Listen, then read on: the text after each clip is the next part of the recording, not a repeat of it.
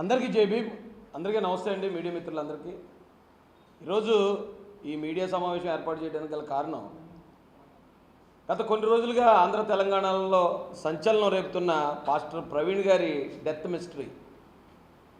ఆయన రాజమండ్రి దగ్గర ఆయన చనిపోవడం జరిగింది. తద్వారా చాలామంది అది హత్య ఏమో అని చెప్పి ఆంధ్ర తెలంగాణలో ఉన్న క్రైస్తవులందరూ చాలా ఆందోళన చెందారు. వాళ్ళు ర్యాలీలు చేశారు, ప్రభుత్వానికి వినతులు అందించారు. అయితే ఈ సంఘటనని కొద్దిమంది కావాలని తప్పుదారి పట్టించడానికి ఇప్పటికి కూడా ప్రయత్నిస్తున్నారు. అలాంటి ప్రతి ఒక్కరికి కూడా తెలుగుదేశం పార్టీ అధికార ప్రతినిధిగా నేను తెలియజేసే విషయం ఒకటే. పోలీసు వారు కానీ ప్రభుత్వం కానీ ప్రతిరోజు మీకు చెప్తూనే ఉన్నారు, ఒకవేళ అది హత్య అని మీ దగ్గర ఏమైనా ఆధారాలు ఉంటే దయచేసి మీరు పట్టుకొచ్చి పోలీసులకు అందించండి, ఆ కోణంలో దర్యాప్తు చేస్తామని. పోలీసు వారు ఈ విషయం జరిగిన వెంటనే ప్రాథమికంగా ఇది రోడ్డు ప్రమాదంగా ఉందని వారు గుర్తించడం జరిగింది. గుర్తించినప్పుడు ఆ రాజమండ్రి గవర్నమెంట్ హాస్పిటల్కి నేను కూడా వెళ్ళాను అదే రోజు. ఆ రోజు నేను అక్కడ చూసిన తర్వాత పోలీసు వారి వివరాలు తీసుకున్నాక అక్కడ సిచ్యువేషన్ అంతా నేను పరిశీలించాక ఇది 90% యాక్సిడెంట్ లాగే కనిపిస్తుంది, ఎవరో ఆందోళన చెందొద్దని మేము అక్కడ మాట్లాడటం జరిగింది. మరుసటి రోజు పోలీసు వారు ఇచ్చిన ప్రాథమిక సమాచారం మేరకు గౌరవ మంత్రివర్యులు నారా లోకేష్ గారు కూడా ట్వీట్ చేశారు. అయితే దీని మీద చాలామంది అనుమానాలు వ్యక్తం చేస్తున్నారు. కాబట్టి పాస్టర్ ప్రవీణ్ పగడాల గారు గతంలో కొన్ని డిబేట్లు చేశారు, ఆయన కొంతమంది శత్రువులు ఉన్నారు. కాబట్టి ఇది హత్యేమో అనే కోణంలో పోలీసు వారు దర్యాప్తు కూడా ప్రారంభించారు. దీన్ని అదునుగా తీసుకుని పాస్టర్ ప్రవీణ్ గారి మృతదేహాన్ని, ఇంకా డైరెక్ట్గా చెప్పాలంటే ఆయన శవాన్ని రాజకీయానికి వాడుకుందాం, స్వలాభానికి వాడుకుందాం అని కొంతమంది ప్రయత్నించారు. దానిలో మొట్టమొదటి వ్యక్తి గౌరవ మాజీ ఎంపీ హర్ష్ కుమార్ గారు. రెండో వ్యక్తి ఇప్పుడు వైఎస్ఆర్సీపీ నాయకులైన జూపూడి ప్రభాకర్ గారు. మూడో వ్యక్తి కేఏ పాల్ గారు. ఓకే, కేఏ పాల్ గారి విషయాల్ని ఎవరో పెద్దగా పట్టించుకోరు అనుకోండి, కానీ వీళ్ళిద్దరూ ఇంటెన్షనల్గా ఇది యాక్సిడెంట్ హత్య అనేది ఇంకా కన్ఫర్మ్ అవ్వకుండా యాక్సిడెంట్ జరిగిన రోజే, ఎప్పుడైతే ఆయన చనిపోయిన రోజు ఏదైతే ఉందో అదే రోజు హర్ష్ కుమార్ గారు అక్కడికి గవర్నమెంట్ హాస్పిటల్ దగ్గరికి వెళ్ళి ఇదంతా కూడా హత్యే, కన్ఫర్మ్ ఇది హత్య, నాకు డాక్టర్లు కూడా చెప్పారు, అలాగే ఇదంతా కూటమి ప్రభుత్వం చేస్తుందని బేస్లెస్ ఎలిగేషన్స్ చేశారు. అయినా కూడా ప్రభుత్వం కానీ పోలీస్ కానీ ఎక్కడ సంయమనం కోల్పోకుండా వారి ఎంక్వైరీ అంతా కూడా పూర్తిగా హైదరాబాద్ నుంచి సంఘటన జరిగిన ప్లేస్ దాకా పూర్తిగా ఎంక్వైరీ పోలీస్ డిపార్ట్మెంట్ ముగించడం జరిగింది. ఇప్పటికే హర్ష్ కుమార్ గారికి 2 సార్లు పోలీసులు నోటీసులు ఇచ్చారు.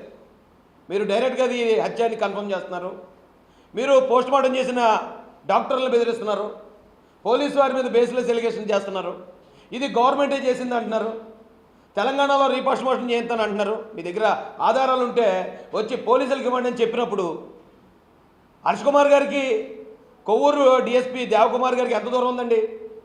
10 కిలోమీటర్లు వెళ్ళి ఎందుకు మీరు ఆధారాలు ఇప్పటి వరకు సబ్మిట్ చేయలేదు? మీ దగ్గర ఆధారాలు లేనప్పుడు ఎందుకు ఆంధ్ర తెలంగాణలో ఉన్న క్రైస్తవ సమాజాన్ని మొత్తం తప్పుదారి పట్టించే విధంగా మీరు ఎందుకు మాట్లాడారు? నేను క్లియర్గా అడుగుతున్నాను, ఈరోజు నేను డిమాండ్ చేస్తాను మిమ్మల్ని. మీకు ఇది హత్య కాదు, ఇది ప్రమాదమే అని చెప్పి మీకు ఆ పోస్ట్ మార్టం చేసిన రోజే తెలుసు. మీకు తెలుసు అంటానికి నా దగ్గర ఆధారాలు ఉన్నాయి. మీకు తెలిసి కూడా దీన్ని హత్యగా నమ్మించడానికి, క్రైస్తవుల్ని ప్రభుత్వం మీదకి రెచ్చగొట్టడానికి, ఇక్కడ క్రైస్తవుల్ని హిందువుల మీదకి రెచ్చగొట్టి శాంతి భద్రతల సమస్యలు తీసుకురావడానికి, మత కల్లోలాలు సృష్టించడానికి ఈ హర్ష్ కుమార్ గారు కానీ లేదా జూపూడి ప్రభాకర్ గారు కానీ కేఏ పాల్ గారు కానీ ఎందుకు ప్రయత్నించారో ప్రజలందరికీ మీరు తెలియజేయాల్సి ఉంది. లేని పక్షాన వీరి ముగ్గురు మీద బేస్లెస్ ఎలిగేషన్ చేసి ఇంత పెద్ద మత కల్లోలాలు రేపడానికి కారకులైన ఈ ముగ్గురు మీద కూడా చట్టపరంగా చర్యలు తీసుకోవాలని మేము డీజీపీ గారిని డిమాండ్ చేస్తాం. ఎందుకు చెప్తున్నాను ఇదంటే, ఆయన చాలా క్లియర్గా ఇగో నా దగ్గర ఆధారం ఉంది, నేను రేపు సబ్మిట్ చేస్తాను అన్న హర్ష్ కుమార్ గారు ఈ రోజుకి 4-5 రోజులు అవుతుంది. ఎందుకు మీ ఆధారాలు బయట పెట్టలేదు?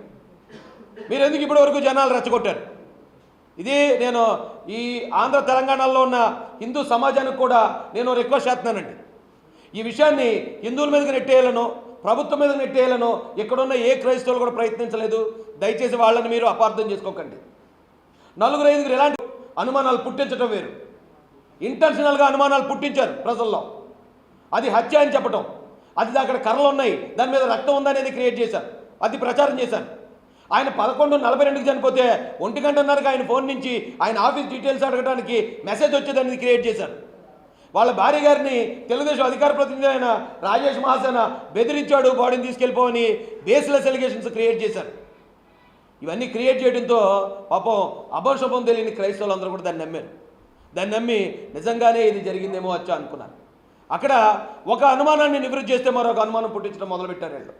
వీళ్ళు ఇంటెన్షనల్గా కుట్రపూరితంగా వీళ్ళ ముగ్గురితో పాటు ఇంకో 4-5 మేము పాస్టర్లు అని చెప్పుకుంటున్న వాళ్ళు మొత్తం క్రైస్తవ సమాజాన్ని తప్పుదారి పట్టించారు.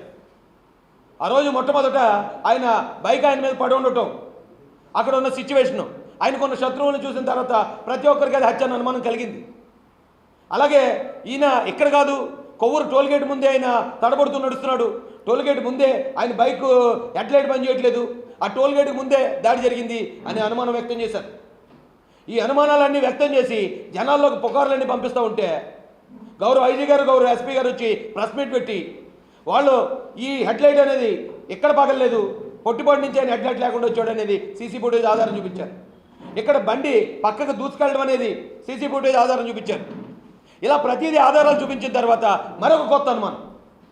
అయితే ఇక్కడ కాకపోతే విజయవాడలో చంపేశారు. విజయవాడలో 4 గంటలు ఎక్కడే ఆయన ఏమైపోయాడో తెలియదు కాబట్టి విజయవాడలో చంపేశాడు అని మరో పుకారు పుట్టించారు. అప్పుడు మళ్ళీ పోలీసు వారు విజయవాడలో ఉన్న మొత్తం సీసీ ఫుటేజ్లన్నీ పరిశీలించిన తర్వాత రామరపాడు రింగ్ దగ్గర ఆయన కొంచెం స్పృహ తప్పినట్టు, ఆయన పడిపోయినట్టు, ఆయన అక్కడ రెస్ట్ తీసుకున్నట్టు ఆధారాలు చూపిస్తే ఇప్పుడు ఆయన అక్కడ ఉన్న వ్యక్తి అసలు ప్రవీణ్ పగడాల కాదంటున్నారు. లేదు, అంతకుముందు హైదరాబాద్లో ఆయన బయలుదేరిన సీసీ ఫుటేజ్ బయటకు వస్తే అసలు అందులో ఉన్న వ్యక్తి అతను కాదు, అతను డూప్ వేసుకుని వస్తున్నాడు అంటున్నారు. ఈ పుకార్లకు అంతులేదండి. నిజంగా అది మర్డర్ అనే ఆలోచన అనుమానం ఉన్న వాళ్ళు ఎవరైనా సరే దానికి ఇదిగో పాలన ఆయన ఒంటి మీద ఏమైనా దెబ్బలు ఉన్నాయా, లేకపోతే ఆయన ఏమైనా కర్రలతో కొట్టారా, ఆయన ఏమైనా కత్తులతో పొడిచారా అనేది ఆధారాలు మనం చూసిన వెంటనే ప్రాథమిక దర్యాప్తు, ప్రాథమిక పోస్ట్మార్టం రిపోర్టు ఐజీ గారు ఆయన ప్రవేశపెట్టారు. ఒంటి మీద ఎటువంటి కర్రలతో కొట్టిన గాయాలు కానీ కత్తులతో పొడిచిన గాయాలు కానీ ఏమీ లేవు. కేవలం జారుడు గాయాలు, కొట్టుకుపోయిన గాయాలు మాత్రం ఉన్నాయి. ఈ భుజం మీద గాయాలు ఉన్నాయి. తొడకాలు కొట్టుకుపోయింది. తొడకాల పైన ఏదైతే ఒక చోట కాలిన గాయం, అది ఒకవేళ సైలెన్సర్ వల్ల జరిగిందా, దేనివల్ల జరిగిందా మేము ఎంక్వైరీ చేస్తున్నాం. ఎటువంటి అనుమానాస్పద గాయాలు లేవని చెప్పిన తర్వాత ఆ పోస్ట్ మార్టానికి నాట్ ఓన్లీ పోలీస్ అండి, టీమ్ ఆఫ్ డాక్టర్స్ ఉన్నారు. క్రైస్తవుల తరపున 5 పెద్దలు ఉన్నారు, 2 సాక్షులు ఉన్నారు. క్రైస్తవుల తరపున ఒక డాక్టర్ గారు ఉన్నారు ఆ ఇంక్వెస్ట్లో కానీ పోస్ట్ మార్టంలో కానీ. వాళ్ళు ఇప్పటివరకు ఎందుకు వచ్చి బయటకు వచ్చి హత్యను ఎందుకు మాట్లాడట్లేదో కనీసం ఈ హర్ష్ కుమార్ గారు, కే పాల్ గారు, జూపుడి ప్రభాకర్ గారు గ్రహించాలని చెప్తున్నాను నేను. ఆ ఫ్యామిలీ మెంబర్స్ ఎవరో కూడా ఇప్పటిదాకా బయటకు వచ్చి ఆ సీసీ ఫుటేజ్లో ఉన్నది ప్రవీణ్ పగడాల గారు కాదు, లేదా అక్కడ ఆయన హత్య చేశారు అని అనుమానం ఇప్పటివరకు ఎందుకు వ్యక్తం చేయలేదో దయచేసి ఈ అనుమానాలు పుకార్లు పుట్టిస్తున్న వాళ్ళు గ్రహించాలని చెప్తున్నానండి.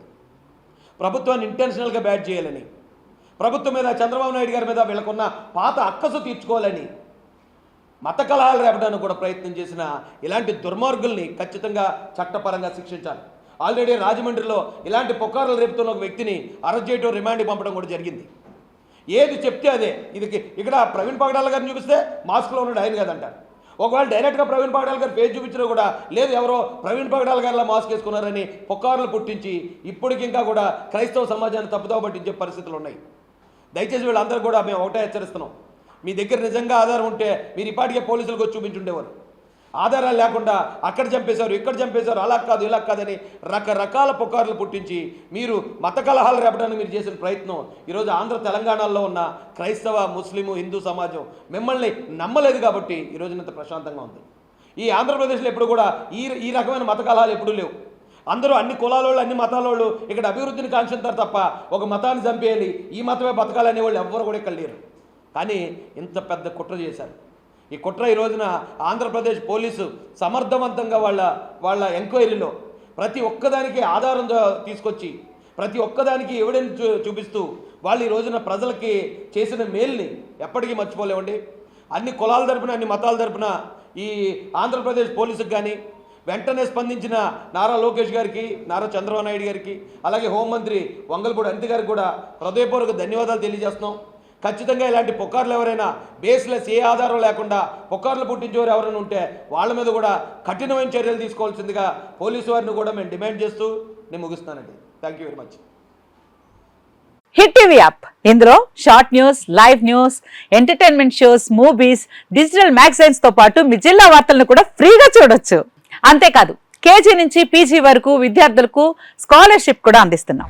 ప్రతి వారం 10 మందికి లక్కీ డ్రా ద్వారా ఒక్కొక్కరికి 10,000 రూపాయలు అందిస్తున్నాం. ఇంకెందుకు ఆలస్యం, వెంటనే హిట్ టీవీ యాప్ ని డౌన్లోడ్ చేసుకుని ఫ్రీగా ఎంటర్టైన్మెంట్ పొందండి. Hit TV app. Hit TV app. Please download hit TV app. Hit TV యాప్ని ఫ్రీగా డౌన్లోడ్ చేసుకొని ఎంజాయ్ చేయండి. మీకు నచ్చిన ఎంటర్టైన్మెంట్ కోసం హిట్ టీవీ యాప్ ని ఫ్రీగా డౌన్లోడ్ చేసుకుని ఎంజాయ్ చేయండి. హిట్ టీవీ యాప్ని డౌన్లోడ్ చేసుకుని ఆస్వాదించండి, ఆశీర్వదించండి. ఇంతమంది సెలబ్రిటీలు హిట్ టీవీ యాప్ ని డౌన్లోడ్ చేసుకోండి అని చెప్తున్నారంటే ఎంత మంచి యాప్ ఆలోచించండి. అమెరికా అమెరికా అమెరికా అమెరికాలో చదవాలనుకునే వాళ్ళకి విశ్వసనీయమైన పేరు మన శౌర్య కన్సల్టెన్సీ.